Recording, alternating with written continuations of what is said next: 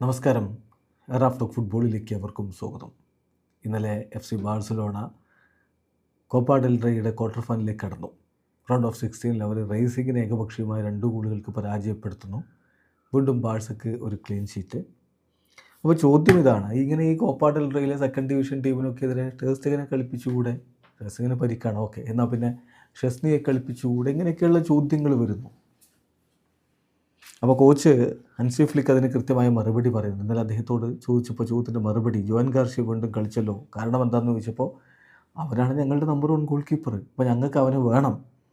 ഇനിയിപ്പോൾ അടുത്ത കോപ്പ മാച്ചിൽ മേ ബി മറ്റാരെങ്കിലും ഞാൻ കളിപ്പിച്ചേക്കും, ഇവന് റെസ്റ്റ് വേണമെന്ന് തോന്നുകയാണെങ്കിൽ അതൊക്കെ ഞാൻ തീരുമാനിക്കുമെന്ന ലൈനിലാണ് അദ്ദേഹത്തിൻ്റെ മറുപടി.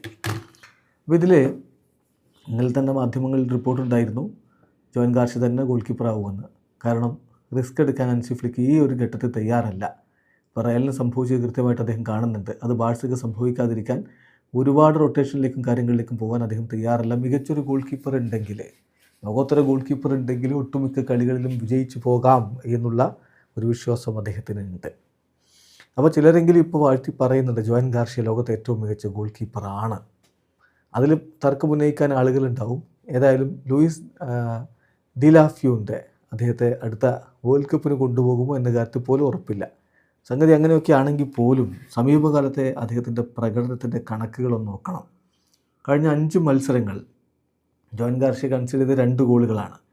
24 സേവുകൾ നടത്തി. 19 സേവുകൾ ഇൻസൈഡ് ദി ബോക്സിൽ നിന്നുള്ള ഷോട്ടുകൾക്കായിരുന്നു. 92% ബോളുകൾ, അദ്ദേഹത്തിന് നേരെ വന്ന 92% ബോളുകളും അദ്ദേഹം സേവ് ചെയ്തിട്ടുണ്ട്.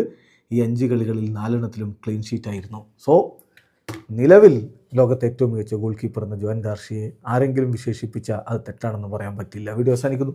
ഫുട്ബോൾ ലോകത്തെ കൂടുതൽ വിശേഷങ്ങളുമായി റാഫ് ടോക്സ് വീണ്ടും എത്താം.